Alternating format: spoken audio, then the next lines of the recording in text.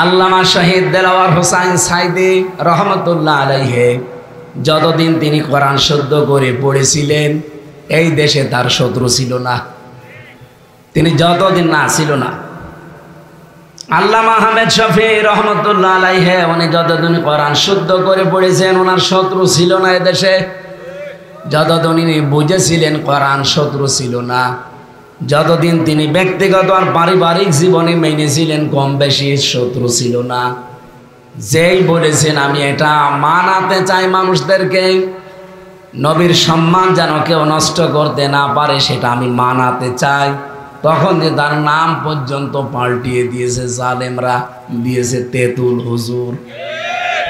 ওনার নাম কি তেতুল হুজুর?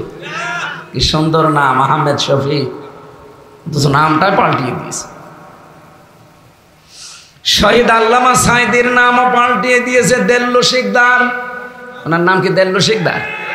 ওনার সার্টিফিকেটের নাম দেলাওয়ার হোসাইন সাইদি। আপনি দেখেন দাখিল পরীক্ষার সার্টিফিকেট, অথচ নামই পাল্টিয়ে তার বিচারও পর্যন্ত ওই নামে করে দিয়েছে জালেমরা। এই যে নাম পাল্টানোর যে হিড়িক চলছে সারা দুনিয়া, এটা চলছে বিশেষ করে বাংলাদেশে বেশি। নাম পাল্টিয়ে বিচার করে। এই নাম পাল্টানোর সংস্কৃতি প্রথমে আরম্ভ করেছিল ইহুদিরা। আপনি মুসা নবীর জীবনী পড়বেন, দেখবেন মুসা নবীর নাম তারা পাল্টিয়ে দিয়েছে জোসেফ, ওরা জোসেফ বলে ডাকে। হযরত ঈসা নবীর নাম তারা পরিবর্তন করে দিয়েছে যিশু। দাউদ নবীর নাম তারা পাল্টিয়ে দিয়েছে ডেভিড। ইব্রাহিম আলাইহিস সালামের নাম তারা পাল্টিয়ে দিয়েছে আব্রাহাম। হযরতে জাবির রাদিয়াল্লাহু তাআলা আনহু একজন বিখ্যাত সাহাবী, তার নামও পাল্টিয়ে দিয়েছে আল জাবরা। মুসলিম বিজ্ঞানী আমরা নাম শুনি, আমরা পড়েছি আল কেমি, তার নাম পাল্টিয়ে দিয়েছে কেমিস্ট্রি। এটা এখন না, অনেক দিন থেকে চলে আসতেছে। এই ইহুদি, খ্রিস্টান, বৌদ্ধ বিভিন্ন জাতি যারা মানুষের নাম পরিবর্তন করে, আমরা মনে হচ্ছে এই রোগ এখন মুসলমানদের ভেতরে দেখতে পাচ্ছি। এই 15.5 বছরে তো একেবারে হিড়িক চলছিল, যেখানে যা পেয়েছে কেটে কেটে নাম পাল্টিয়ে বাবার নাম দিয়েছে। এমনকি টয়লেটের নামও দিয়েছে বাবার নাম। আমার নামও পাল্টিয়ে দিয়েছিল, আমার নাম দিয়েছিল পিসকে হুজুর। আমার রিমান্ডে নাম বলতো না, বলতো পিসকে হুজুরে নিয়ে আসে। আমি আর ওই যে ছোটটা যেটা এক জায়গায় ছিলাম, আমাদের দুইজনকে বলতো পিসকে দুইটারে নিয়ে আসে। আমার নাম কি পিসকে, কি সুন্দর নাম আমার, আমির হামজা, ওর নামই পাল্টিয়ে দিয়েছে। জানেন, নাম পরিবর্তনের এই সংস্কৃতি এখনো সামনে অনেকে করতে চাচ্ছে। মুসলমানদের নামও তারা পাল্টিয়ে দিতে চায়, মুসলমান বলে আর ডাকতে চায় না, নাম দিতে চায় মৌলবাদ, রাজাকার, আল বদর। এই পুরাতন সংস্কৃতি সামনে নিয়ে আসলে কি হয়, আজকে কিন্তু নিউ ইয়র্কে একজন টের পেয়েছে। এজন্য আশা করছি এটা সামনে যেন কেউ নিয়ে না আসে। নিয়ে আসবেন আপনিও কিন্তু হাসিনার মতো মার খাবেন। মান থাতামলে ফিরে যেতে চান কোন কারণে?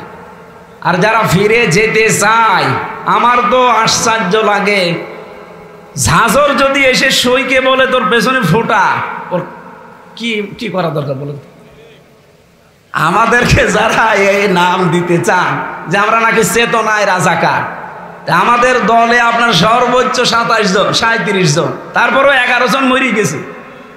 আর যারা এই কথা বলে দেশের মানুষকে উল্টাপাল্টা শিক্ষা দিতে চান, তাদের 1040 জন তালিকা। আশা করছি ওই সমস্ত পেছনে ফিরে না গিয়ে আমরা সামনে এগিয়ে যেতে চাই। আপনারাও মাজলুম দল আসেন, আমরা সবাই একসাথে মিলে যে সম্মান আল্লাহ দিয়েছেন মানুষকে, এই সম্মান যেন আমরা ধরে রাখতে পারি সেই ব্যবস্থা করা দরকার না?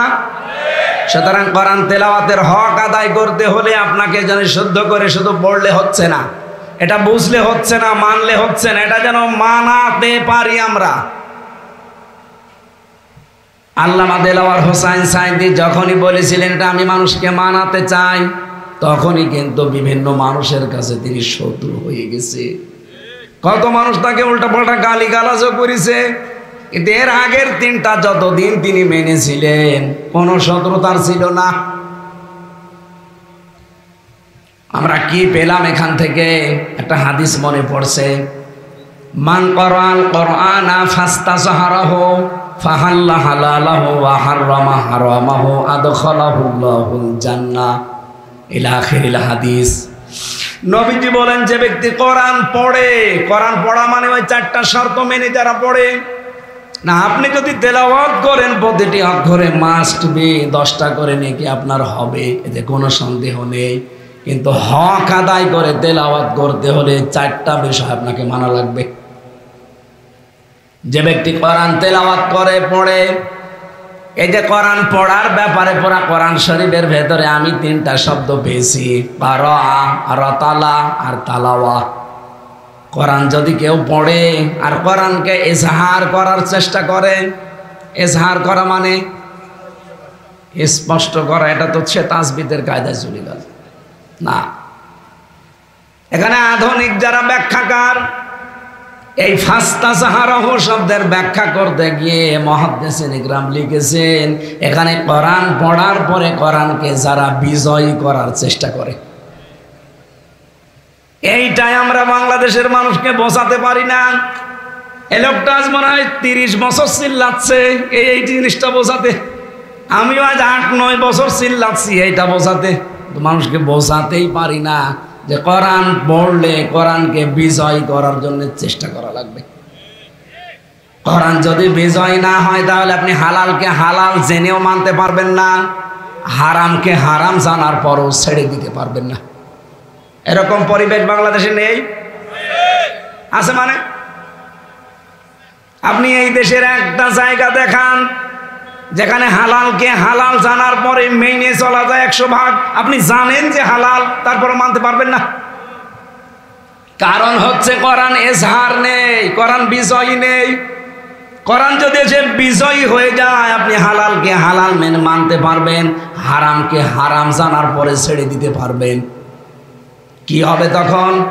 এই যে নবীজির হাদিস ছিল, আদখালাহুল্লাহুল জান্নাহ, আল্লাহ তাকে জান্নাতে দিয়ে দিয়েছে। না না, সুবহানাল্লাহ পড়লেন কে? আপনি কি বুঝে পড়েছে? এটা মাঝের সিগা, ওস্তাদ আছে এখানে। মাঝি মানে অতীতের শব্দ, আল্লাহ তাকে জান্নাতে দিয়ে দিয়েছে। আমার প্রশ্ন, আমরা কি এখনো মারা গেছি যে আমি জান্নাতে চলে গেলাম? তাহলে হাদিসের শব্দ কি ভুল? না, ভুল না। আমি ব্যাখ্যায় পড়েছিলাম, মানে হাসিনার ওপরে এমনি রাগ হয়, ও মহিলা তো যে বসে আছে স্বামীর বাড়ি, তা আমার তো শেষ করে দিয়েছে, আমার শরীরটাও শেষ, কণ্ঠও শেষ করে দিয়েছে। 3 বছর একাধারে যা খাওয়িয়েছে, আমার প্রতিটি খাবারে দিত তেঁতুল। ডাল রান্না করে তেঁতুল দেয়, সবজি রান্না করে তেঁতুল দেয়, মাছ রান্না করে তেঁতুল দেয়। খাবো কি? ওই খেয়ে খেয়ে কণ্ঠটা নষ্ট হয়ে গেছে।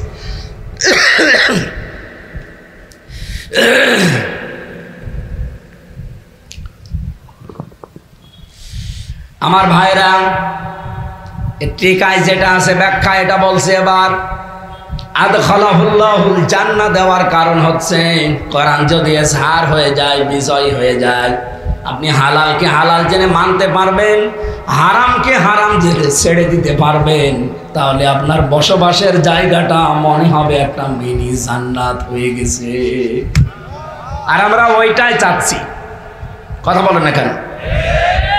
একামতের দিন যারা এদেশে কায়েম করতে চায়, আল্লাহর কসম তাদের মনের কথা এইটাই।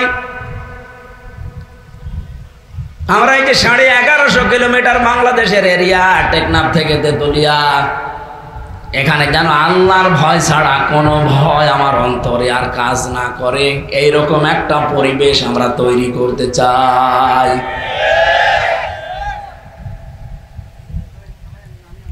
এই পরিবেশটা ফেরেশতারা তৈরি করে দেবে। এইটার জন্য কথা বললে যাদের মন খারাপ হয়, রাগ হয়, অবশ্যই তাদের কোনো ধান্দা আছে। কোরআনে কারীম জানিয়েছে, আনাকিমুদ্দিন ওয়া লা তাতাফাররাকু ফি, কাবুরা আলাল মুশরিকিনা মা তাদউহুম ইলাইহি ইলা আখিরি আয়াত। রব্বুল আলামিন বলেন, হে নবী, দিন কায়েম করেন, বিধান কায়েম করেন, এ বিষয়ে কোনো মত পার্থক্য করবেন না। আল্লাহ এতটুকু শেষ করে দেননি। আল্লাহ পাক বলেন, কাবুরা আলাল মুশরিকিনা মা তাদউহুম ইলাইহি। আপনি যেদিকে মানুষকে ডাকেন, আসো দিন কায়েম করি, আল্লাহর বিধান জমিনে বাস্তবায়ন করি, এই কথাটা শুনলে সবচাইতে বেশি খারাপ লাগবে, মন খারাপ হবে, রাগ হবে মুশরিকদের। কাদের? আমরা তো এই কথাই সারা দেশে বলি। আপনার রাগ হয় মানে আপনি কি মুশরিক? রাগ হয় কেন? আপনি বলছেন না আমি মুশরিক না, অথচ যারা শিরিক করে আমরা তাদেরকে মুশরিক বলি। আর আল্লাহর ভাষা হচ্ছে যারা মুশরিক, তাদের কাছে এটা শুনলেই খারাপ লাগবে, কষ্ট হবে, মন খারাপ লাগবে। তাহলে অবশ্যই আপনার দ্বারা কোনো না কোনো শিরিক হচ্ছে, আপনি হয়তো টের পাচ্ছেন না। এই কথা বলেন না কেন? বাংলাদেশে আজ যারা আমরা দিন কায়েমের কথা বলি, জেনারেল যারা না বুঝে বিরোধিতা করে তাদের কথা বাদ দিলাম, অনেক আলেম পর্যন্ত এখন বিভিন্ন কায়দায় বিরোধিতা করছে। এখন ওনারা কি শিরিকে লিপ্ত নাকি আমার তো বুঝে আসে না। শিরিকে লিপ্ত যদি না হয় তাহলে তাদের কাছে তো দিন কায়েমের কথা শুনলে খারাপ লাগার কথা না। হ্যাঁ, সবাইকে দিয়ে আল্লাহ দিন কায়েমের কাজ করাবে না। আল্লাহু ইয়াজতাবি ইলাইহি মাইয়াশা ওয়া ইয়াহদি ইলাইহি মাইয়ুনিব। আল্লাহ পাক বলেন, আমি যাকে পছন্দ করি, মনোনীত করি, নির্বাচিত করি, আমার যার ভালো লাগে, এই মানুষটাকে আমি আল্লাহ দিন কায়েমের কাজে লাগিয়ে দেই। কেন লাগায় জানো? ওয়া ইয়াহদি ইলাইহি মাইয়ুনিব। এই লোকটা মন থেকে যদি আল্লাহর দিকে ফিরে আসতে চায়, আল্লাহ তাকে এই কাজে লাগায়। সুতরাং বাংলাদেশে আজ 18 কোটির উপরে মানুষ, সবাই দিন কায়েমের রাস্তায় নেই। যারা আল্লাহর বিধান জমিনে কায়েম করার জন্য আপনি কাজ করতে চান না, আপনার ভালো লাগে না, আপনি বিশ্বাস করতে পারেন আল্লাহ আপনাকে পছন্দ করে নাই। এই কথা বলছেন? কয়েকদিন আগে একটা জরিপ দেখছিলাম, এই দেশে এখন 7,20,00,000 মানুষ চাচ্ছে আল্লাহর বিধান এই জমিনে কায়েম হোক। আমি আয়াতটা পড়ার পরে আমার মনে হচ্ছিল, এই দেশে এখন 18 থেকে 20 কোটি মানুষ আমরা যাই বলি, এর ভেতরে মাত্র 707,20,00,000 মানুষ যেহেতু দিন কায়েম হোক এটা চাচ্ছে। এতগুলো মানুষের ভেতরে এই মানুষগুলো আল্লাহর নির্বাচিত মানুষ। আর আমার প্রশ্ন আপনার কাছে, আপনি এই নির্বাচিতদের ভেতরে আছেন তো? না না। আপনি যদি থাকেন এর ভেতরে, আপনার আনন্দ করা দরকার, খুশি হওয়া দরকার যে আল্লাহ আমাকে মনোনীত করেছে, নির্বাচিত করেছে, পছন্দ করে ফেলেছে। আর যদি আল্লাহর বিধান কায়েমের কথা শুনলে আপনার কাছে রাজনীতি মনে হয়, ধান্দাবাজি মনে হয়, দুনিয়ার কাজ এটা, আপনি বুঝবেন আপনাকে আল্লাহ এখনো নির্বাচিত করে নাই। আশা করছি আপনি বুঝতে ফেলেছেন। তাহলে আমরা যা শুনতে এসেছি এটা কি বাশার ভাইয়ের কথা, আমির হামজার কথা, কার কথা বলেন তো? আমরা যারা মানুষ অন্য ধর্মের, যে যদি কেউ থেকে থাকেন আসেন, এটা শুধু মুসলমানদের জন্য না, হাদা বায়ানুল লিন্নাস হুদাল লিন্নাস। মানুষ পদবাচ্চা আমরা যারা, তাদের জন্য আল্লাহ কোরআন দিয়েছেন। আল্লাহ রাব্বুল আলামিন কোরআনের কাছে আসার পরে আমার যতটুকু বাস্তবতা আমি দেখি, মন থেকে যদি কেউ আসে আল্লাহ তাকে পরিবর্তন করবে। কারণ এমন একটা শক্তি আল্লাহ কোরআনে দিয়েছেন, যালিকাল কিতাবু লা রাইবা ফীহ। এই একটাই মাত্র কিতাব পৃথিবীতে আছে যেটা মানুষকে হেদায়েত দেওয়ার ক্ষমতা রাখে। ক্ষমতা নেই? আমি সেদিন যশোরের কলেজের অধ্যাপক, উনি বিসিএস ক্যাডার, ওনারে বলেছিলাম যে স্যার আপনার মুসলমান হওয়া লাগবে না, আপনি শুধু আমাদের ধর্মীয় গ্রন্থ একটু বুঝে বুঝে পড়বেন। আপনি ইংরেজিতে পড়েন, বাংলায় পড়েন, যে ভাষায় পড়েন, একটু বুঝে বুঝে পড়বেন। আপনি তো আর আরবি পারেন না, বুঝে পড়বেন পুরাটা। আপনাকে মুসলমান হতে আমি জোর করছি না। 3 মাস পরে দেখে আল্লাহর বান্দা নিজের থেকে মুসলমান হয়ে গেছে। সুতরাং অন্য ধর্মের যদি আওয়াজ শুনতে পান, আপনাদেরকে আমরা ওয়েলকাম জানাচ্ছি। আসেন, কোরআনের কাছে আসেন। এটা পৃথিবীর অন্য ধর্ম গ্রন্থের মতো না যে তাদের শুধু ঠাকুররা পড়বে, তাদের ধর্মযাজক যারা তারা পড়বে। এটা সবার জন্য ওপেন। কথা বলেন ঠিক কিনা? আমরা সেই কোরআনের ময়দানে এসেছি আজকে। আর রাসূলের উপরে দরুদ আর সালাম পড়ছি, কারণ এটা রবিউল আউয়াল মাসের আর একটা দিন বাকি আছে, 29 তারিখ আছে। এ মাস যে উদ্দেশ্যে নিয়ে এসেছিল, সে উদ্দেশ্য কিন্তু আমরা সফল করতে পারি নাই। বলেন, রবিউল আউয়াল মাসের বয়স কি 1500 বছর? এর আগে এ মাস দুনিয়ায় ছিল না, এত আলোচনা তো ছিল না রবিউল আউয়ালের। কোরআনে কারীম জানিয়েছে, ইন্না ইদ্দাতাশ শুহুরি ইনদাল্লাহি 12 শাহরান ফি কিতাবিল্লাহ ইয়াওমা খালাকাস সামাওয়াতি ওয়াল আরদা মিনহা আরবাআতুন হুরুম। সূরা তাওবা এসেছে, আল্লাহর কাছে গণনার দিক থেকে মাসের সংখ্যা 12টা। উনি আসমান আর জমিন যেই দিন তৈরি করে, ওই দিন তার কিতাবের ভেতরে এটা লিপিবদ্ধ করে দিয়েছেন। বলেন সুবহানাল্লাহ। আপনি পড়া কোরআনে 12টা মাসের নাম পাবেন, খালি রমজান বাদ দিয়ে কোনো মাসের নাম নেই। অথচ 12 মাস আমি লিখে দিলাম, এ কথা আছে। তার ভেতরে রবিউল আউয়াল, এটা 1500 বছর আগেও ছিল, কিন্তু এত আলোচনা, এত মর্যাদা আমরা পাইনি। যিনি আসার কারণে এত আলোচনা। তো বিশেষ করে বাংলাদেশ, ভারত আর পাকিস্তান, এই 3টা দেশেই তো কম বেশি আমি ঘুরেছি। আমি দেখেছি এই 3 দেশের মানুষ রবিউল আউয়াল আসলে একটু বেশি বেশি করে ফেলে। বেশি করতে গিয়ে এত উপরে তোলে। আল্লাহ রাব্বুল আলামিন 2টা ঈদ দিয়েছেন আমাদেরকে, সেখানে আরেকটা ঈদও তারা বানিয়ে নিয়েছে রবিউল আউয়ালের সাথে, ঈদে মিলাদুন নবী। না, এলাকায় সব চলে না। এগুলো যারা করছেন বুঝে করেন আর না বুঝে করেন, এটা বেদাত। কি কথা বলেন না কেন? আপনি যদি রবিউল আউয়ালে মিলাদ পড়তে চান, আমি তো নিষেধ করে আপনারে অন্তত আটকাতে পারছি না, পারবো না মনে হয়। তবে আমার মনে হয় সিরাত ইবনে হিশাম, আমি এখানে 27টা বিষয় পেয়েছি। কেউ যদি রবিউল আউয়ালে মিলাদ পড়তে চান, মিলাদ এটা মিলাদুন থেকে, এর বাংলা অর্থ জন্ম।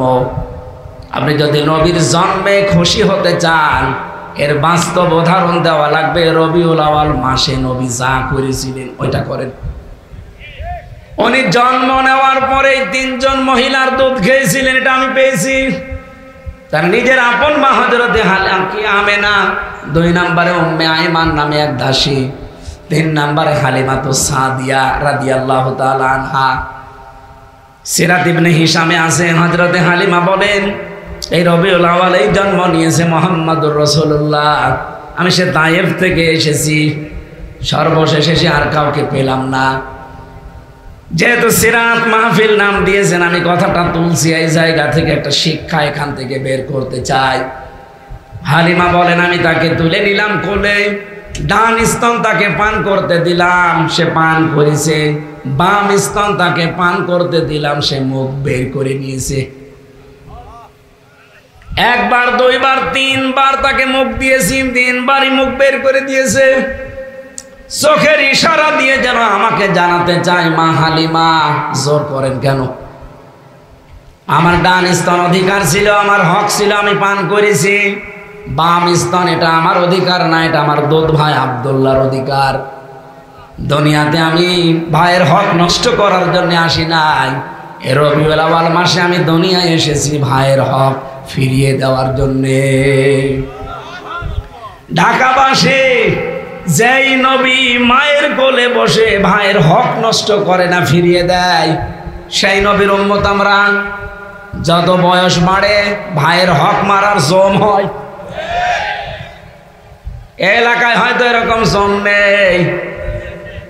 عن أنس رضي الله تعالى عنه قال قال النبي صلى الله عليه وسلم من ادعى ما ليس له فليس منا ওয়ালিয়াতাবাওয়া মাকআদাহু মিনান নার, রাওয়াহু মুসলিম। মুসলিম শরীফের 209 নম্বর হাদিস। বিশ্বনবী জানিয়েছেন যেই জিনিস তোমার না ওইটা যদি নিজের দাবি করো, জোর করে নিজের দখলে নিয়ে রাখো, ওই দিন থেকে তোমার দুইটা শাস্তি। 1 নম্বরে ফালাইসা মিন্না, তুমি আমার উম্মত আর নেই। 2 নম্বরে ওয়ালিয়াতাবাওয়া মাকআদাহু মিনান নার, সে যেন জাহান্নামে নিজের স্থান তৈরি করে নিল। হাদিসটা পড়ার পর থেকে আমার একটা চিন্তা, বিশেষ করে 1 বছর 1.5 মাসে বহু মানুষ নিজের জিনিস বাদ দিয়ে অন্যের জিনিস জোর করে জবরদস্তি করে দখল করে চাঁদাবাজি করে নিজের আয়ত্তে নিয়ে নিয়েছে। অথচ রবিউল আউয়াল আসলে তারাই মিলাদ দেয়। এক কথা বলে না কেন? আমারে বলো হুজুর মিলাদ পড়ে দেন। আরে মিলাদ পড়ে দিলে তো কত খরচ, আপনি টাকা পেলেন কোথায়? 1 বছর 1 মাস আগে তো আপনার কাছে কিছুই ছিল না। একজন বলে দেয় যে হুজুর 7-8 টাকা, 7-8 টাকা দিয়ে মিলাদ দিচ্ছে। এই বাংলাদেশে এরকম পাবলিক নেই, এটা ঢাকায় নেই, আমার কুষ্টিয়ায় আছে। এটা যে রেকর্ড হচ্ছে তো সারা দেশে যাচ্ছে, এই জন্য বলছি যেই জিনিস যার না, যদি ওইটা নিজের আয়ত্তে জোর করে রেখে দেন, সে যেভাবেই হোক, আল্লাহর কসম আপনি আর নবীর উম্মত নেই। আপনাকে আমি কি বলে মাটি দেব বলেন তো? বিসমিল্লাহি ওয়া আলা মিল্লাতি রাসূলিল্লাহ, তো মিথ্যা কথা হবে। আপনি আল্লাহর নামেও নেই, রসুলের দলেও নেই। সুতরাং যারা চাঁদাবাজি করেছেন, এখনো করছেন, থামেন। আপনি যদি নবীর উম্মতই না থাকেন, আমি পেছনেরটা আর বললাম না। দ্বিতীয়টা তো আরো কঠিন, ওয়ালিয়াতাবাওয়া মাকআদাহু মিনান নার, সে যেন জাহান্নামে নিজের একটা স্থান তৈরি করে নিল। হাদিস শোনার পরে হয়তো অনেকের হতাশা এসে যেতে পারে, তাহলে আর নামাজ কালাম পড়ে করবো কি?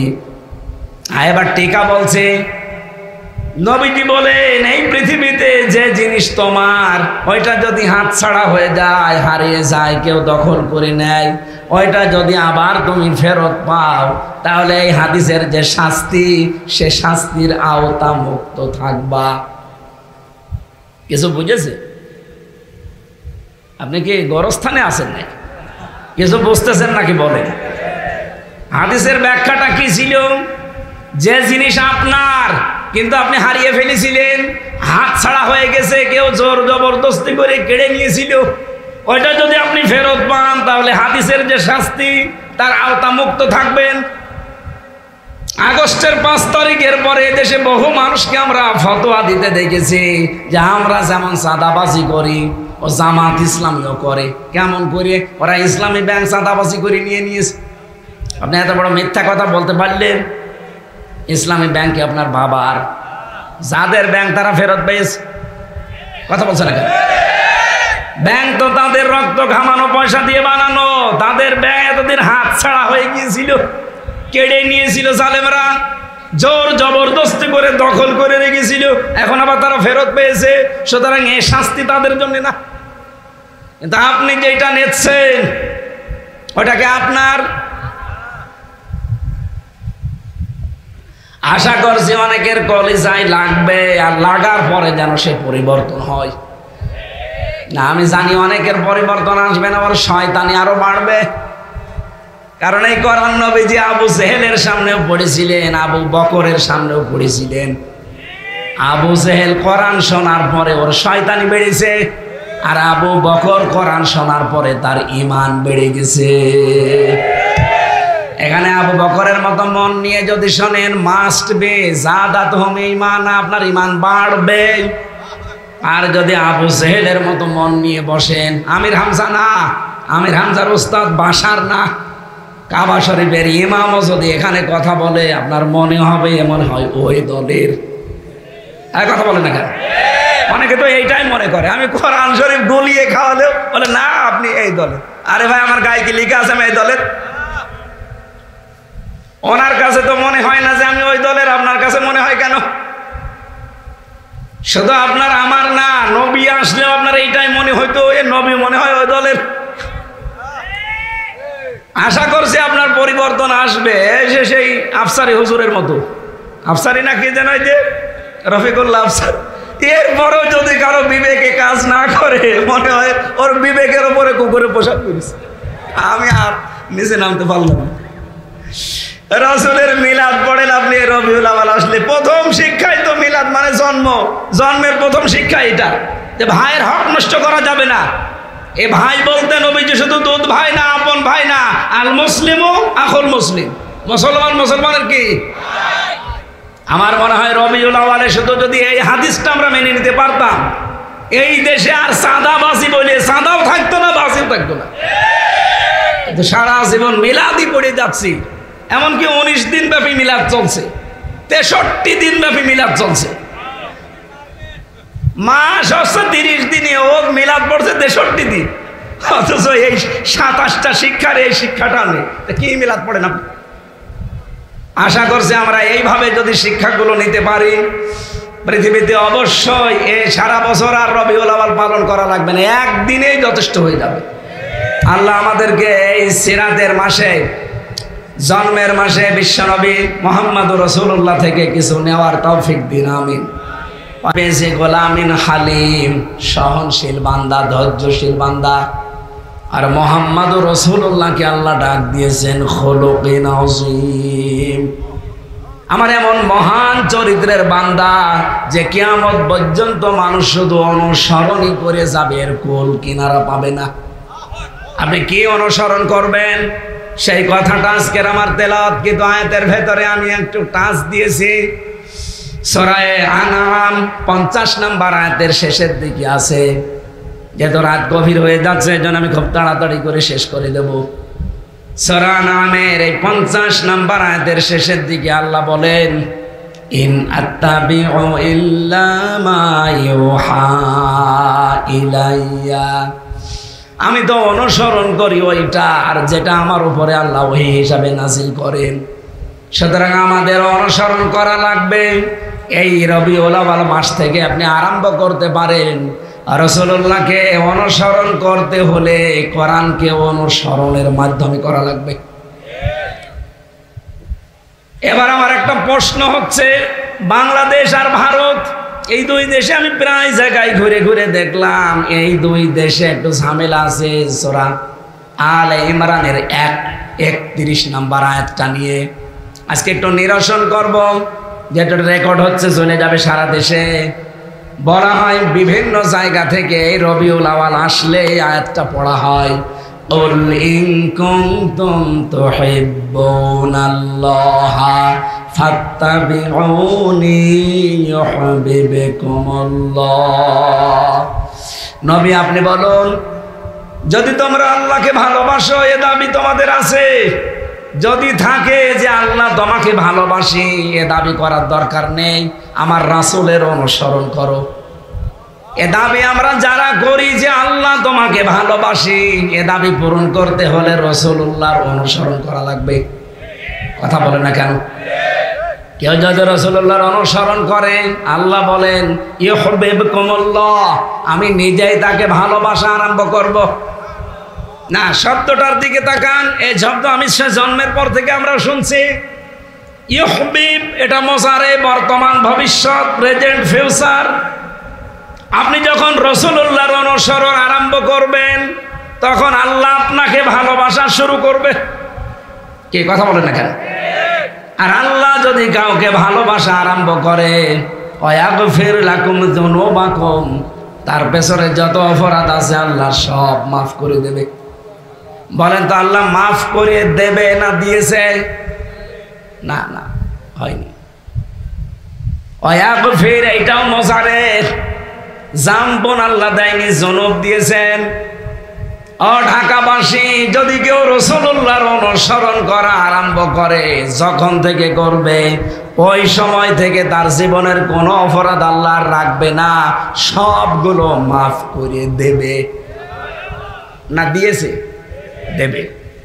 এবার আমার প্রশ্ন আপনার কাছে, আপনি কি রাসূলুল্লাহর অনুসরণ করা আরম্ভ করার সিদ্ধান্ত নিতে পেরেছেন?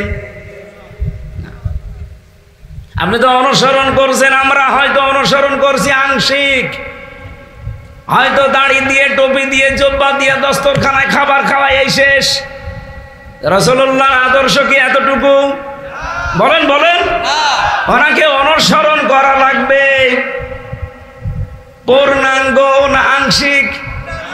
আমরা করছি পূর্ণাঙ্গ না আংশিক? আপনি আংশিক অনুসরণ করলে আল্লাহ আপনাকে মাফ করে দেবে। এই কথা কোরআনের কোন জায়গায় পেলেন দেখান। আমি তো আয়াতে পাইনি, তাফসির যত পড়লাম এই আয়াত নিয়ে একটাও পেলাম না। অথচ বিভিন্ন দরবার থেকে আয়াতের কথা বললেই বলা হয় আল্লাহকে পেতে চাও, রাসূলুল্লাহকে ভালোবাসো। কোথায় পেয়েছেন আপনি? এখানে কি হাব্বন শব্দ আছে যে আপনি ভালোবাসার অর্থ করলেন? এখানে তাবউন আছে, তাবাইন, তাবউন মানে দেখে দেখে চলা। তাহলে রাসূলুল্লাহকে দেখে দেখে চলা লাগবে কি আংশিক না পূর্ণাঙ্গ? এই পৃথিবীতে যারা পূর্ণাঙ্গ অনুসরণ করেছে আপনি তাদের দিকে তাকিয়ে বলেন আল্লাহ তাদেরকে মাফও করেছে, জান্নাতেও দিয়েছে। কিন্তু যারা আংশিক অনুসরণ করেছে, পূর্ণাঙ্গ না, আল্লাহ তাদের মাফও করে নাই, জান্নাতেও দেয় নাই। আপনি উদাহরণ হিসাবে দেখেন তার নিজের আপন চাচা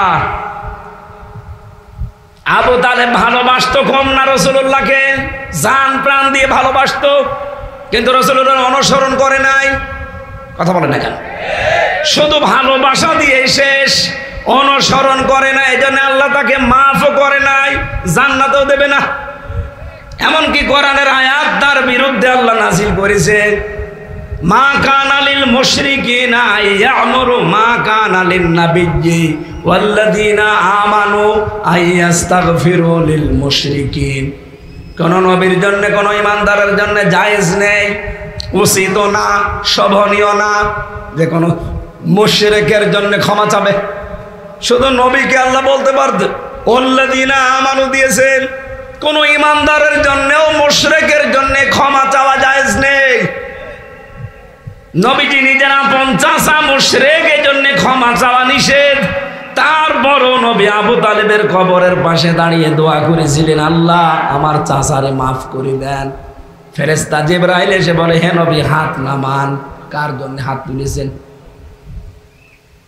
এই লোকটা আপনার চাচা, আল্লাহ ভালো করে জানে। এ সারা জীবন আপনাকে ভালোবেসেছে, আল্লাহ দেখেছে, কিন্তু এই লোকটা আপনার অনুসরণ করে নাই, এই জন্য আল্লাহ তাকে মাফ করে নাই। নবীজির মতো মানুষ হাত তোলা লাগে না, শুধু কম মনের ভেতরে কল্পনা আসলেই কবুল হয়ে যায়। আর সেই নবী হাত তুলে বসে আছে, আল্লাহ হাত ফেরত দেয়। আর বাংলাদেশে টাটকা মুশরিক মরে যায়, আর আমরা দোয়া করে জান্নাতে দিয়ে আসি, মনে হয় কন্ট্রাক্টরে নিয়েছে। এই কথা বলছেন কেন? মানে বিভিন্ন জিনিসের কন্ট্রাক্টারি করে, ঘরের কন্ট্রাক্টারি করে, মনে হচ্ছে কন্ট্রাক্টারি নিয়েছে, জান্নাতে দিয়ে আসবে। অথচ টাটকা মুশরিক লোকটা। প্রশ্ন আসতে পারে, কই মুশরিক না তো নামাজ পড়ে? আর ভাই নামাজ পড়লেই মানুষ মুমিন হয়ে যায়। কারা কারা মুশরিক এই দেশে আপনি এবার টের পাবেন। এদিকে তাকান। এক কথায় জবাব দিচ্ছে, আল্লাহ যেটা পারে ওইটা অন্য কেউ পারে, এই বিশ্বাস করার নাম শিরিক। আর শিরিক যারা করে তারা মুশরিক। আমি আবার বলছি, আল্লাহ যেটা পারে ওইটা অন্য কেউ পারে, এই কথা বিশ্বাস যারা করে এটা শিরিক। আর শিরিক যে লোকটা করে সে মুশরিক। মুশরিকের জন্য জান্নাত হারাম, জাহান্নাম ওয়াজিব। আর দলিল লাগবে? এটা সূরা মায়েদাতে আছে, 6 নম্বর পারা 19 নম্বর পৃষ্ঠার 12 নম্বর লাইনে পাবেন, ইন্নাহু মা ইউশরিক বিল্লাহ ফাকাদ হারামাল্লাহু আলাইহিল জান্নাহ ওয়া মাওয়াহুন নার। যারা শিরিক করে আল্লাহর সাথে এদের জন্য জান্নাত হারাম, জাহান্নাম ওয়াজিব। এবার আমার প্রশ্ন, বাংলাদেশে এরকম মানুষ আছে কিনা একটু দেখেন তো। আল্লাহ যেটা পারে ওইটা অন্য কেউ পারে, এই বিশ্বাস যদি আপনি করে থাকেন, বলেন তো সন্তান দিতে পারে কে? অন্য কেউ পারে? কোন পীর সাহেব, কোন কবর, কোন মাজার? আপেল পড়ায় পারে? সেদিন বগুড়াতে এক লোক এসে বলছে, হুজুর আপেল পড়ে দেন। আমি তো সরল মনে সূরা ফাতিহা পড়ে ফু দিলাম। আমারে বলছে, হুজুর এমন পড়া পড়বেন যেন ছেলে হয়। ছেলে হয় মানে আপেল ফেলে দিলাম, বলছে আপেল কই, ফেলে দিস কেন? আরে ভাই আপেল পড়ে যদি ছেলে হয় তো আমার পর পর 3টা মেয়ে হইতো না? তাহলে ম্যাডামকে শুধু আপেল খাওয়াতাম। আমারই 3টা মেয়ে আর আপনি আমার কাছে এসেছেন আপেল পড়তে, কি বিশ্বাস দেখেছে? আপেল পড়ে ছেলে হয়? বলেন। সন্তান দেওয়ার একচ্ছত্র মালিকানাকে। এখন লোকমা ইয়াশা ইয়াহাবু লিমান ইয়াশাউ ইনাসা ওয়া ইয়াহাবু লিমান ইয়াশাউ যুকুর ইলা আখির আয়াত। আল্লাহ বলেন আমি বানাই, কাউকে মেয়ে দেই, কাউকে ছেলে দেই, দুনিয়ার কাউকে দায়িত্ব আমি দেইনি, পুরাটাই আমি আল্লাহর। জোরে বলেন সুবহানাল্লাহ। আর একটা পয়েন্ট শুধু বলবো, যদি কারো ভেতরে থাকে এই মুহূর্তে আপনি তাওবা করবেন, তার ভাবতেন তো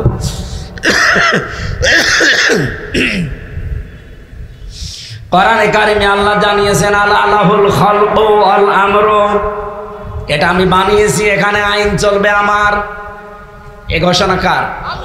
সূরা আরাফ 8 নম্বর পারা 16 নম্বর পৃষ্ঠা 12 নম্বর না 9 নম্বর লাইনে আছে, 54 নম্বর আয়াত প্রথম অংশে আছে আলাহুল খালকু ওয়াল আমরু। সাবধান, সৃষ্টিদার, আইন চলবে। আরে ভাই আমরা তো এইটাই চাই। আপনি কেন আমাকে দুনিয়াদার মনে করেন? কেন আমাকে ধান্দাবাজ বলেন? কেন রাজনীতির কথা বলি, এই কথা বলে চালিয়ে দেন? আমি তো এইটা চাই যে জমিন যার, হুকুম চলবে তার। সুতরাং আল্লাহর এই জমিনে সবাই স্বীকার করে যে জমিন বানিয়েছে আল্লাহ, কিন্তু হুকুম যখন চালানোর কথা বলি তখন বলে না এটা জামাতের কথা। এটা জামাতের কথা হয় কি করে? এটা তো আপনারও কথা। আপনি নিজেই বললেন যে আসমান জমিনের মালিক কে?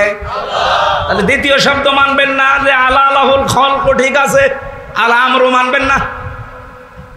যারা জমিন আল্লাহর বিশ্বাস করে কিন্তু আইন আল্লাহর চলবে এটা বিশ্বাস করতে চায় না, মানতে চায় না, এরাই মুশরিক। এদেশে নেই এইরকম মুশরিক মরে যাবে আর আমির হামজা দোয়া করে জান্নাতে দিয়ে আসবে। জান্নাত আমি নিজে বানিয়েছি। আরে ভাই আপনি ভুল পথে আছেন। আপনাকে ধোকা দিয়ে বোকা বানিয়ে এই আলেম নামে কিছু জালেম আছে, ওরা শুধু পয়সা খায় আর আপনাকে জাহান্নামে পাঠায়। আমি আর নিচে নামতে পারলাম না। আশা করছি আপনি বুঝেছেন। এ জমিন যার, আপনি স্বীকার করে নিলেন। আমার মনে হয় হিন্দুকেও যদি বলেন ও বলবে যে আল্লাহ বানিয়েছে। কয়দিন আগে আমার বাড়িতে রাত 11:30টার দিকে এক হিন্দু এসেছিল, খুব ধনী মানুষ, বিনোদ কুমার আগরওয়ালা, খুব ধনী মানুষ। কুষ্টিয়ার বুকে যদি 5 জন থাকে সে একজন। রাতের বেলা একজন একা একা চলে এসেছে। কলিং বেল টিপ দিল, খুলে দিলাম, জিজ্ঞাসা করলাম, চেহারা মেয়ারা দেখে আমি টের পেয়েছি এ মনে হয় এ ধর্মের না। কি নাম কি আপনার? ওই আগরওয়ালা যখন বলেছেন যে এ তো ওই ধর্মের, আমি মনে করলাম মনে হয় মুসলমান হওয়ার জন্য এসেছে। কেন এসেছেন এত রাতে? ও দেখি আমার সালাম দিল। আমি সালাম শুনে বুঝেছি, মনে মনে করছিলাম যে কি গো, চেহারা দেখে যেখানে একটা কি দেওয়া থাকে না সাদা মতো, এ জায়গায় একটা কি দেয় যেন, ওরা কি বলে, হ্যাঁ তিলক না, যাই হোক। এরপরে গলায় ওই যে ছোট ছোট কি পড়ানো আছে, ওদের মালা। ওই যা হোক, মানে চেহারা দেখে আমি টের পেয়েছি, সালাম দেখে আমি একটু ঘাবড়ে গেছি। একটু সালাম দেখছি, নাম জিজ্ঞাসা করার পরে আমি 100 ভাগ ফাইনাল হলাম যে দাদা। দাদা কেন এসেছেন? একটা ভিডিও দেখাচ্ছে। ভিডিও কি বলছে, আপনি ঘোষণা দিয়েছিলেন যে কুষ্টিয়াতে যদি জামাত ইসলামী থেকে নির্বাচিত হওয়া যায় 5 বছরে আমাদের 1টা টাকা বাড়বে না। এ কথা আমার এত ভালো লেগেছে, আমার ঘুম আসছে না, দেখাতে আসলাম যে এইটা না দেখি আপনি যদি মুসলমান হইতেন।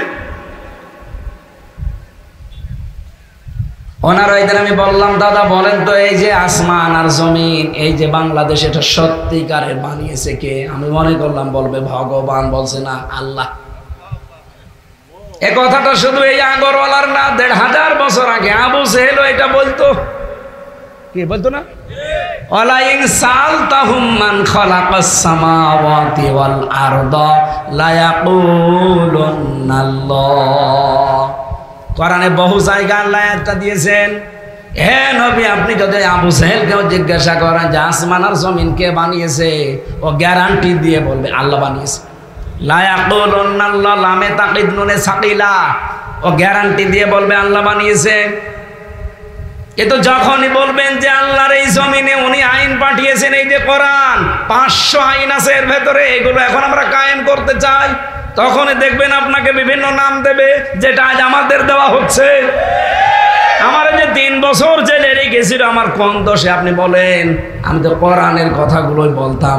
হ্যাঁ, যেই ফোর্সে বলা লাগে মাঝে মাঝে ওই ফোর্স দিতাম, এই জন্য আমার দোষ। যে মামলা আমার দিয়েছিল শয়তানও বিশ্বাস করে না। আমি মাঝে মাঝে কোর্টে যেয়ে দেখতাম জজ সাহেব পর্যন্ত হাসতেছে মনে মনে, কি গো, মানে এ যে একটা মামলা হতে পারে এরকম নামে জজেরও বিশ্বাস হয় না।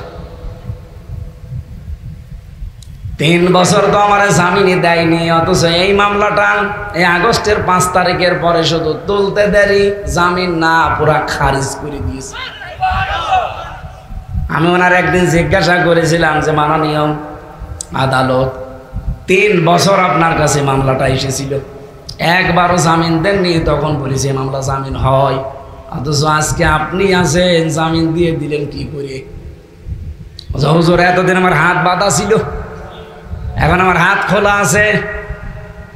আমরাও চাই বাংলাদেশে 1628 জন মানুষ দায়িত্বে আছে, এই 1628 জন আগামীতে যারা আসবে এই মানুষগুলোর হাত যেন আবু সাইদের মতো খোলা থাকে।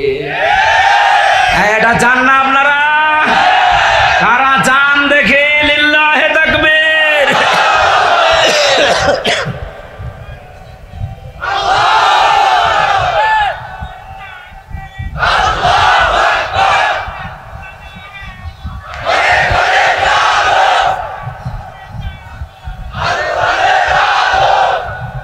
ঠিক আছে, আলহামদুলিল্লাহ ভাই।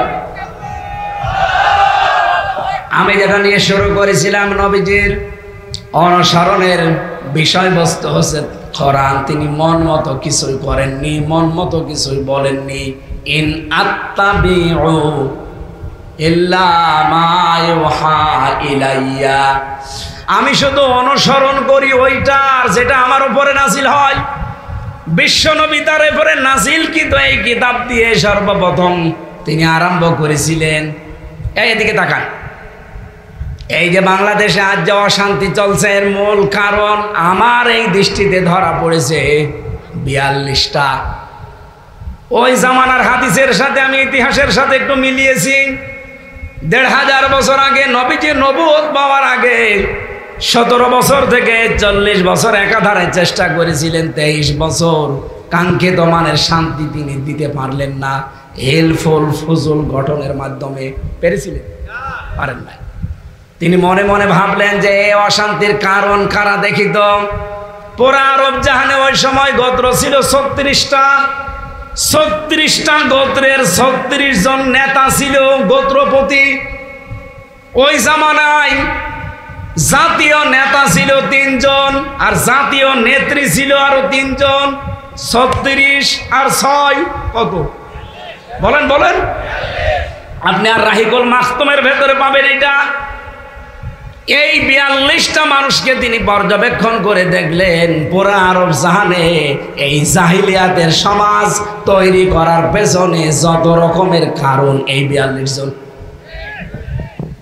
ওই জামানায় 3টা জাতি ছিল প্রতিষ্ঠিত পুরা আরব জাহানের ভেতরে, একটা ইহুদি, একটা খ্রিস্টান, আর একটা মুশরিক। আর একটা জাতি ছিল নিভু নিভু অবস্থায়, হানিফ। এইদিকে তাকান, এই ওঠা যাবে না ভাই, এই ছেলে বললাম যে ওঠা যাবে না। আপনি বাংলাদেশের সাথে ইতিহাসটা একটু মিলান। আমি তো মিলিয়ে দেখলাম খাপের খাপ, মমতাজের বাপ মিলিয়ে যাচ্ছে। আর সারা বাংলাদেশের 64টা জেলা, 630টা থানা আছে। আমার ছোট্ট একটা হিসাব করে দেখলাম যে 36 জন নাম করা নেতা এলাকা ভিত্তিক আছে। ছোটখাটো গুলো বাদ দেন, আমির হামজা, কামাল হোসেন বাদ, 36 জন আছে সারা বাংলাদেশ। আপনি খুঁজে খুঁজে দেখেন। ওই জামানায় যেমন গোত্রপতি ছিল 36 গোত্রের 36 জন, জাতীয় নেতাও ছিল ওই জামানায় 3 জন। একজন ছিল মুশরিকদের জাতীয় নেতা আবু জেহেল, ইহুদিদের জাতীয় নেতার নাম ছিল মুখাইরে, আর খ্রিস্টানদের জাতীয় নেতার নাম ছিল মারহাব। আমার মাঝে মাঝে এই ইতিহাস থেকে মনে হয় বাংলাদেশেও জাতীয় নেতা 3 জন, বঙ্গবন্ধু জিয়াউর রহমান আর চাচা এরশাদ। জাতীয় নেত্রী ওই জামানায় ছিল 3 জন, আবু জেহেলের স্ত্রী নাকেরা, আবু লাহাবের স্ত্রী উম্মে জামিল, আর আবু সুফিয়ানের স্ত্রী হিন্দা। বাংলাদেশেও 3 জন, হাসিনা, খালেদা, এরশাদ, রওশন।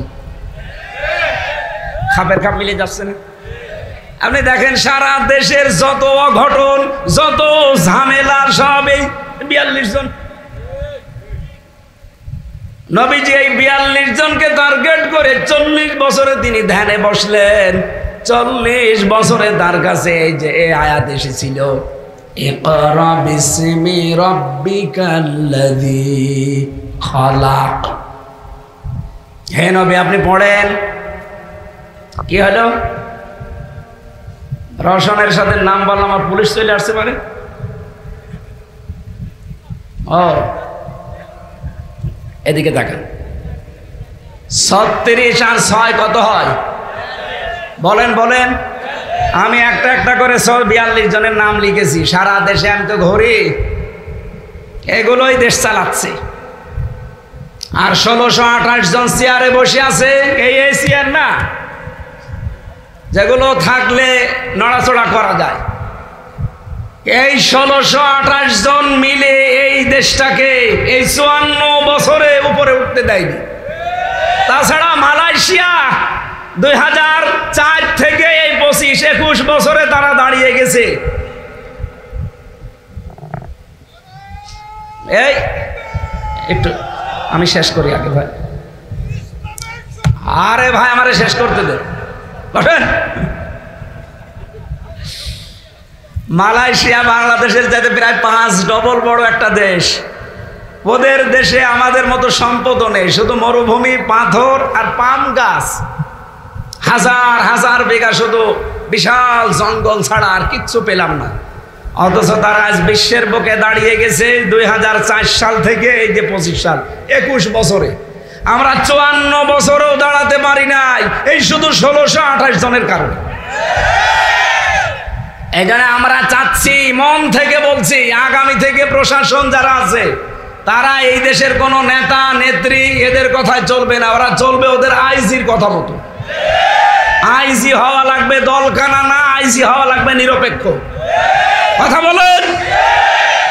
ওদের চরিত্রের উপরে যে কলঙ্ক এখনো লেগে আছে, যে পুলিশ খালি ঘুষ খায়, এমনি খায় না, কারণ আছে। আশা করছি আগামী থেকে যদি ইসলাম আসে, 8 ঘন্টা ডিউটির পরে যত ঘন্টা পুলিশ ডিউটি করবে ওভারটাইম হিসাবে মাসের শেষে তাদের বেতন দেওয়া লাগবে। এই পুলিশগুলো তো ঠিক বলতে পারে, ও সাদা তো তাও বলে না। 8 ঘন্টার পরে এখন যারা এই যে বসে আছে 20-25 জন, এদের কোন দায়িত্ব যে 8 ঘন্টার পরে এখানে বসে থাকা লাগবে? ওদের ডিউটি তো 24 ঘন্টা। এখানে যে আমার মনে হয় থানা থেকে এই জায়গা 7-8 কিলোমিটার হবে না? 7-8 কিলো। এই 8-16 কিলোমিটার ওরা এসেছে, আবার যাবে, এখানে চা নাস্তা করবে, খাবার খাবে, সব ওর নিজের টাকা দিয়ে, সরকারের টাকা ওদের দেবে না। একটা পুলিশকে ডাক দিয়ে জিজ্ঞাসা করেন আমি যা বলছি ঠিক কিনা। তাই আপনি জনগণের দায়িত্ব ওরা পালন করতে এসেছে আমাদের শান্তি শৃঙ্খলা ঠিক রাখার জন্য, ওর নিজের পকেটের টাকা খরচ করে খাওয়া লাগবে মানে? এই টাকা সরকারের দেওয়ার কথা ছিল না? এই দেয় না, এই কারণেই তো বাবা শাহজালাল সব হালাল হয়ে যায়। এটা যেন আগামী থেকে আর না হয়, এটা ইসলাম আসলে হবে ইনশাআল্লাহ। এই 54 বছরে হয়নি, কারণ ইসলাম ছিল না। নবীজি এই 42 জনকে খুব ভালো করে দেখেছিলেন। কি গো, শান্তি আসে না কেন? পর্যবেক্ষণ করে দেখলেন যত অপকর্মের মূল হোতা এই 42 জন। বাইরের দেশ থেকে যত রকমের উল্টাপাল্টা জিনিস আসে সব এই 42 জনের মাধ্যমে। ওদিকে কক্সবাজারে আসতো বৌদির মাধ্যমে, কথা বলছেন না কেন? আপনি হিসাব করে দেখবেন এই 42 জনের ভেতরে বৌদিও একজন। ও কি স্বর্ণ রূপা এইগুলো নিয়ে আসে? ও নিয়ে আসে বাবা ডাল। কালকে আমি ছিলাম কক্সবাজারের ওই উখিয়া টেকনাফে, রাত 12:30টার দিকে প্রশাসন আমারে নিয়ে গেল, বলছে চলের রোহিঙ্গা দিকে আস। প্রায় এখন 25 লাখ রোহিঙ্গা হয়ে গেছে, এসেছিল মাত্র 11 লাখ। ওরা যে আল্লাহর নামে জন্ম দিচ্ছে, 25 লাখ অলরেডি হয়ে গেছে। বিশাল এরিয়া ঘিরে দেওয়া ওদের জন্য, রাত 9টার পরে ওদের আর বের হতে দেয় না। এই যে এলাকায় যিনি ছিল আল্লাহর ওলি আব্দুর রহমান বদি, খালি বাবা ডাল আর এখান থেকে পাচার করে দেয় সোনা রূপা দস্তা তামা। এরকম কয়জন যেন সারা দেশে? আরো জোরে বলেন। নবীজি এই 42 জনের জন্য চিন্তা করে যখন কোরআনে কারিমের প্রথম আয়াত পেয়েছিলেন, নাম হচ্ছে সূরা আলাক, ইকরা বিসমি রাব্বিকাল্লাযী খালাক। হে নবী আপনি পড়েন। নবীজি একবারও পড়েন নাই, তিনবার তাকে বুকে চাপ দিয়েছেন। 3 বারের পরে তিনি বললেন বিসমি রাব্বিকাল্লাযী খালাক। ফেরেশতা জিবরাইল প্রশ্ন করেছিলেন, এটা সিরাত ইবনে হিশামে পাবেন। প্রশ্ন করলেন, হে মুহাম্মদ সাল্লাল্লাহু আলাইহি সাল্লাম, আমি আপনাকে তিনবার বললাম ইকরা, পড়েন পড়েন পড়েন, আপনি পড়লেন না। হঠাৎ করে আপনি একবার 5 আয়াত আমার সাথে পড়ে ফেললেন কি করে? নবীজি বললেন, জিবরাইল 3 বার বলেছিলে ইকরা, কিন্তু 3 বারের পরে যখন বললে বিসমি রাব্বিকাল্লাযী খালাক, এর আগে তো বলনি যে আমি কার নামে পড়বো, খালি পড়ো পড়ো বললে হবে। কার নামে পড়বো? যখনই বললে বিসমি রাব্বিকা, তখন আমি আর দেরি করি নাই। কিয়ামত পর্যন্ত আমার উম্মত যারা দুনিয়ায় আসবে তাদেরকে আমি শিক্ষা দিতে চাই, পড়াশোনা করতে হলে আল্লাহর নামে পড়া লাগবে। আমাদের দেশে আল্লাহর নামে পড়ার ব্যবস্থা আছে? নেই। আরো 1 থেকে 5 পর্যন্ত গানের মাস্টার নিয়েছে, শরীর চর্চার নামে নাচের মাস্টার নিয়েছে। কোরআন শিক্ষা দিয়ে আল্লাহর নামে পড়ানো লাগবে একজন আলেম মাস্টার আজও নেওয়া হয়েছে। এটা চান না? আগামী থেকে আমরা দাবি জানাচ্ছি, ডক্টর মোহাম্মদ ইউনূস, 2 নবীর নাম ওনার, মোহাম্মদ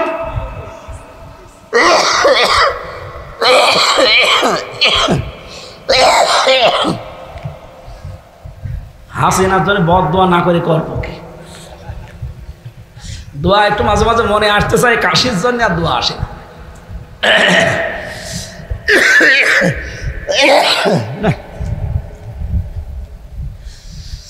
আমার ভাইরা,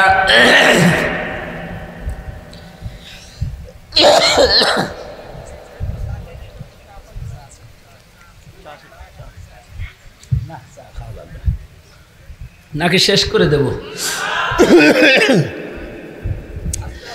কণ্ঠটা সাপোর্ট করলে কোনো ব্যাপার না। আমার 1-2 ঘন্টা তো সেই 16 সাল 17 সাল 18 সাল 2-2.5 ঘন্টা বলেছে, আমার গলাও বসে না।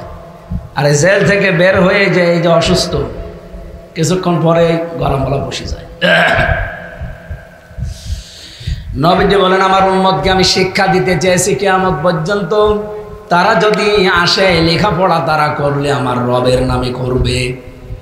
সুতরাং আমরা জাতি হিসাবে 92% মুসলমান এই দেশে আমরা আছি। আহ্বান জানাচ্ছি, আপনি যতদিন দায়িত্বে আছেন এই কাজটা করে যান। এদেশের সবার মনের আকুতি 1 থেকে 5 পর্যন্ত প্রাইমারিতে একজন আলেম আমরা চাই। এ দাবি আমাদের আছে না?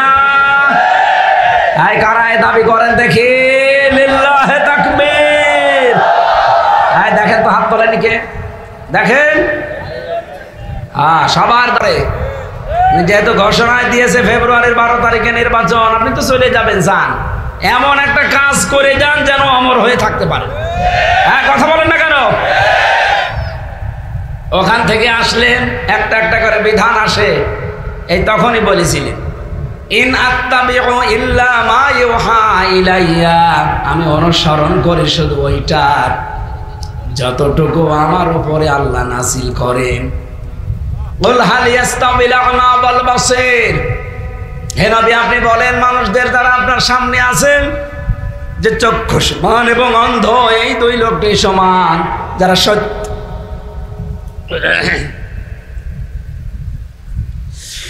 যারা সত্যের অনুসন্ধান করে এবং যারা সত্য দেখার পরেও না দেখার ভান করে থাকে, এই মানুষগুলো কি সমান হতে পারে?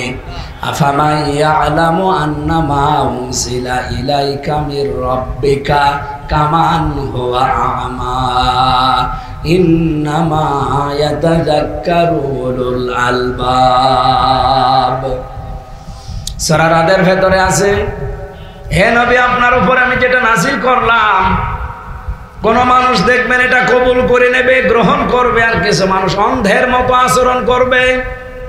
ইন্নামা ইয়াতাযাক্কারু উলুল আলবাব, ইন্নার পরে যদি মা যুক্ত হয় তাহলে বাংলা অর্থ দাঁড়ায় একমাত্র, কেবলমাত্র, শুধুমাত্র ইয়াতাযাক্কারু উলুল আলবাব, যারা বুদ্ধিমান তারা কোরআনের আলোচনা শুনলে সেখান থেকে শিক্ষা নেয়। বলেন সুবহানাল্লাহ। সুতরাং আজকের আলোচনায় সবাই শিক্ষা নেবে না? আফালা তাতাফাক্কারুন, এরপরেও কি তোমরা আল্লাহর দিকে ফিরে আসবা না, চিন্তা ভাবনা করবা না? কি চিন্তা করার জন্য এখানে বসেছেন? রাসূলের অনুসরণ করে আল্লাহকে পাওয়া লাগে, কিন্তু সেই অনুসরণ আমাদের জীবনে আমরা দেখতে পেলাম আংশিক হচ্ছে, পূর্ণাঙ্গ অনুসরণ হচ্ছে না। নবীজি যেমন দস্তরখানা বিছিয়ে খাবার খেয়েছিলেন, নবীজি যেমন মেসাক করেছিলেন, এই নবী 10 বছর কোরআন দিয়ে দেশ চালিয়েছিলেন। মেসাক করা যদি রাজনীতি মনে না হয়, দস্তরখানা বিছিয়ে খাবার খাওয়া যদি রাজনীতি মনে না হয়, 10 বছর কোরআন দিয়ে রাষ্ট্র চালিয়েছে, এটা রাজনীতি মনে হয় কেন? এই কথা বলো না কেন?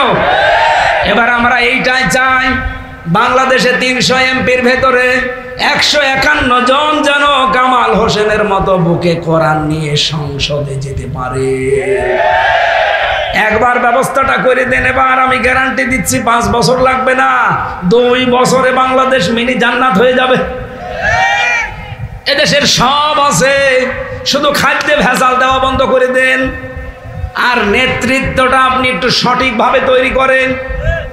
মালয়েশিয়া দাঁড়িয়েছে এই কারণে খাদ্যে ভেজাল নেই, আর আমাদের দেশে খাদ্যে ভেজালের কারণে অসুখের কোনো অভাব নেই।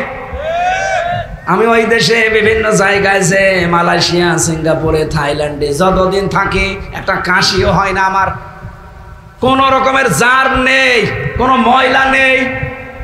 এই দেশে আসতে দেরি, এই যে কাশি আরম্ভ, অথচ কতদিন থেকে আসলাম, একটা কাশিও দেইনি আমি।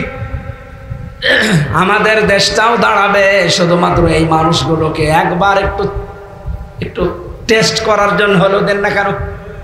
দেখলেন তো 54 বছর বিভিন্ন মানুষ চালিয়েছে, কিচ্ছু পাননি, খালি চ্যাম্পিয়ন পেয়েছেন। কথা বলেন না কেন? এবার আর চ্যাম্পিয়ন হওয়া যাবে না। ইসলাম যদি আসে, সর্বপ্রথমই এই দেশে খাদ্যে ভেজাল এটা রোধ করা হবে। আর মানুষের চরিত্র সংশোধনের জন্য আল্লাহ যে ঔষধ দিয়েছে, বাংলার সংসদের প্রথম অধিবেশনে ওইটা কার্যকর হবে। আল্লাযীনা মাক্কান্নাহুম ফিল আরদি আকামুস সালাহ, প্রথমে আমরা নামাজের বিল আনবো ইনশাআল্লাহ। স্পিকার যদি জিজ্ঞাসা করে কারা কারা নামাজের বিল চান, 300 এমপির ভেতরে কামাল হোসেনের মতো 151 জন যদি হাত তুলতে পারে, ওই দিন থেকে যে বাংলাদেশে নামাজ কায়েম হবে। আপনি কামাল হোসেনকে মাত্র একটা ভোট দিয়েছিলেন, ওই দিন থেকে 18 কোটি মানুষের দেশে নামাজ পড়বে। আপনি 18 কোটি মানুষের নামাজের সওয়াব আমল নামায় পেয়ে যাবে। আমি কি বানিয়ে বললাম?